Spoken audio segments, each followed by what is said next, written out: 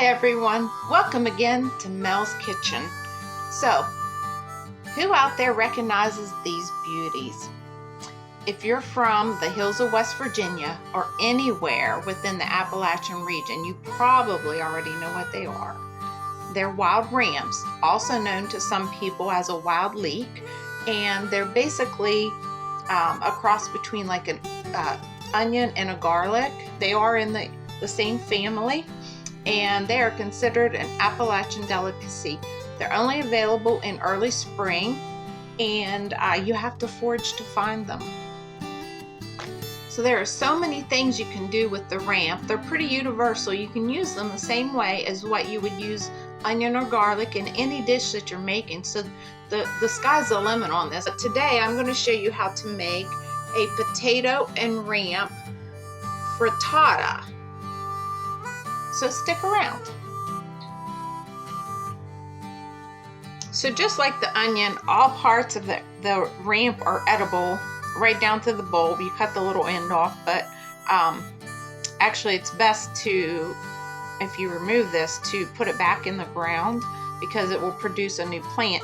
And rams do take a very long time to grow. Unlike an onion, it takes several years to produce a fully mature ram plant. But these have been already washed and cleaned, and I'm going to go ahead and start chopping them, and then I will saute them up, and that will be the flavor component for our dish.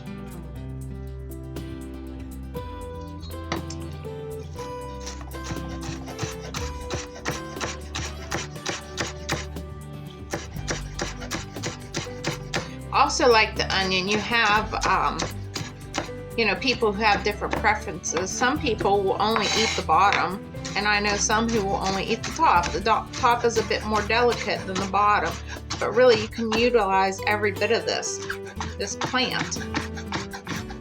And what's so great about it is if you're fortunate enough to know where to actually harvest them yourself, they're free. So right now I have here on my board about 3 rams that I've chopped up finely. I'm going to saute these up, and they will be the first flavor component of my dish. I'm also going to saute up some fresh sausage. Okay, so I'm going to get a pan heating up right here to cook my sausage and also saute up those rams. So I wanted to show you this sausage. I'm a firm believer in trying to support local farmers, and so this meat actually came from Tunnelton, West Virginia. So it's pretty local, a neighboring county of ours. And so it's some fresh pork sausage that I'm gonna be putting in this dish. So I just wanted to throw that out there. Always support those local folks if you can. All right, so I've got my pork going here in the pan. It's crumbled up. I'm gonna cook it till it's nice and brown. The sausage is cooking up pretty good. Can you hear that sizzle? It's almost ready.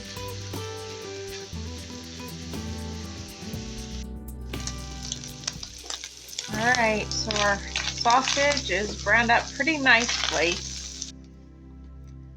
All right, while that sausage is draining off there, I'm going to go ahead and add to this same pan my rams. And I just want to saute these up until they're nice and tender. You notice I don't have a lot here. It really doesn't take much. They're pretty potent. And I just want to add a little additional flavor to this dish. All right, so I have about 4 red skin potatoes here, about average size, that I've already washed. And I'm going to go ahead and thinly slice them. You can slice them with a knife, or I'm going to try out this nifty little mandolin I have here, and go ahead and get them all sliced up, and then we'll go from there. Okay, I've got my potatoes sliced up nice and thin. As you can see, the mandolin actually did do a pretty good job, but I didn't really feel very safe using the little device. So yeah, it's probably not a very good safety feature. Alright, so I've traded out my pans and I've broke out the cast iron pan. To it I've added about 2 tablespoons of butter and I've allowed that to melt down. I'm going to make sure I have it spread all over my pan. I want to get it coat the sides as well as the bottom with the butter. Although my cast iron is pretty well seasoned, so it doesn't stick too much, but I just want to be sure. So now what I'm going to do, I'm going to shut this off for a minute or so while I get my potatoes over here.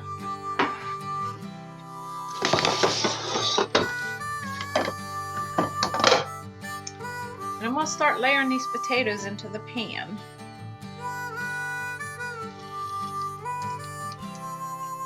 And I'm just going to lay them in there and overlap them. And just continue going around the pan until I have the entire bottom covered with my potatoes.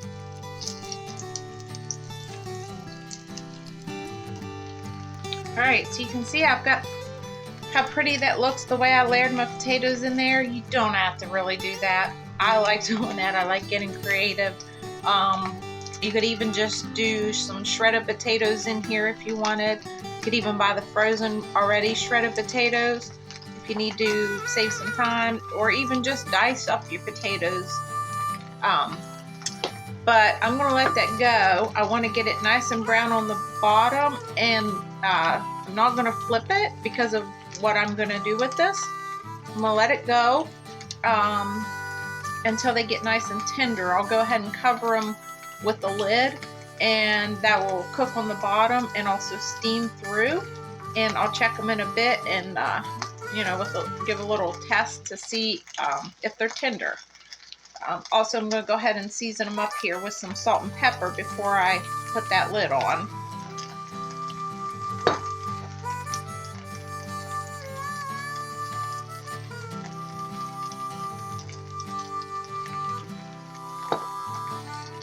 Now, pop the top on, turn it down on about a low heat, low to medium, and let them go until they're nice and tender.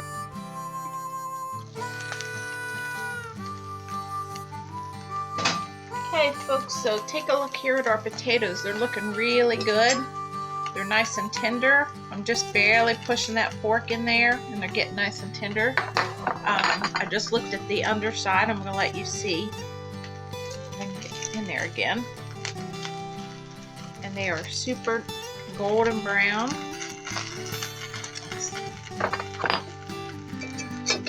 There we go. See that nice crust on there? That's what I was going for. So now, I've got a couple more tablespoons of butter right here that I melted. I'm going to pour it around here just to ensure these don't stick.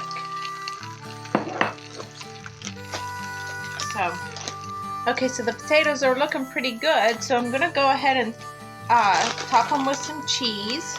This is just regular old shredded cheddar cheese. I have shut the heat off here. Now we have our ramps. Here we go. Get them all in there.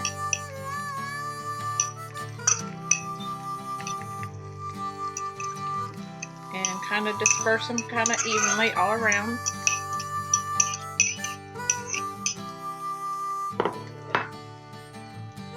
This is kind of my take on fried potatoes and ramps, which are kind of a popular thing around here. It's also pretty popular to eat fried potatoes and eggs, so why not do it all in one dish? So I'm also going to add to this some of that sausage from earlier. Just going to spread it all around. And although I browned up the whole package, I'm not going to need it all. That might be probably between 1/4 to 1/2 cup. And then over here I have about 6 eggs in my so I'm gonna go ahead and crack these eggs, season them with a little salt and pepper, a little splash of milk, and then they're gonna go right over our potato, ramp, and sausage mixture.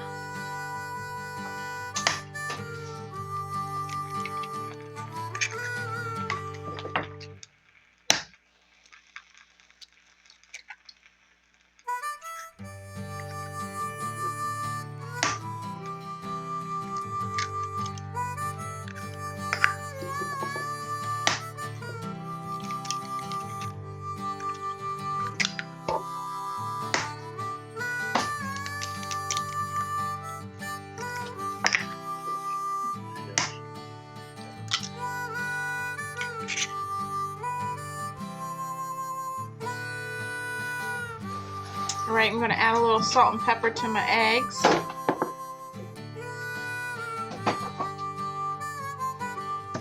Just a little splash of milk. Probably a couple tablespoons, that's it. And I'm going to go ahead and get them whisked up.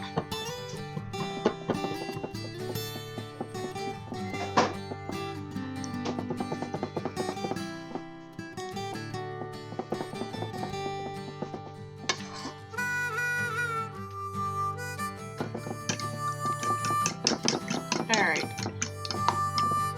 I switched out to my fork. Sometimes a fork is better than a whisk. It's just a different technique and it doesn't splash all over the place as much as that whisk does sometimes. So I'm going to pour these right over top of my potato mixture. And then we're going to finish this off in the oven, which I already have preheated to 350 degrees. Alright, so we just want to cover this with the eggs. Spread it around and kind of make sure you nice and even disbursement. And then I'm going to go ahead and put just a tad bit more cheddar cheese on top of there.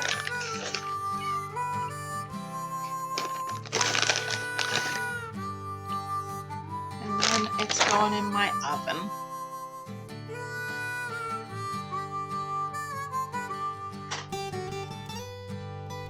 Alright, so I just pulled this out of the oven and take a look at that. So that egg is cooked through, looking yummy here.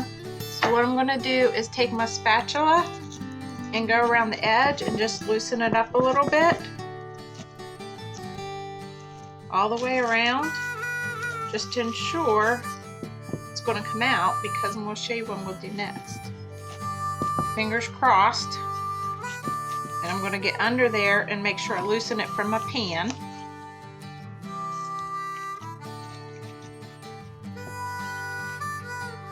And now I've got a serving platter here I'm going to place on top of this. And I'm going to grab a towel. This is very hot still. And we're going to hope I can do this. I'm going to try to flip it. Let's just see what we got. Alright, it came out. I need to tweak it a little bit. Alright, look at that. A nice golden color on there. So now, I'm going to sprinkle just a tad bit more of this cheddar cheese right on top, just to garnish. A little bit more of these sausage crumbles.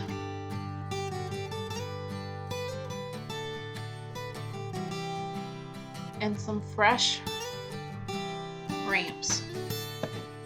And there you have it, folks. That is a potato, sausage, and ramp frittata.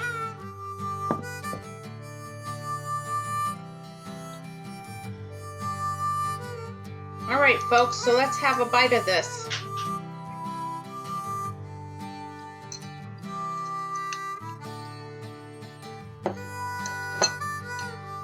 It was really good. So I really hope you're liking my videos. I hope you'll try my recipe. Please like it, share my video, and if you haven't, please subscribe to my channel. Also, be on the lookout for some upcoming videos where I'm going to share with you more of my favorite ways to use the ramp.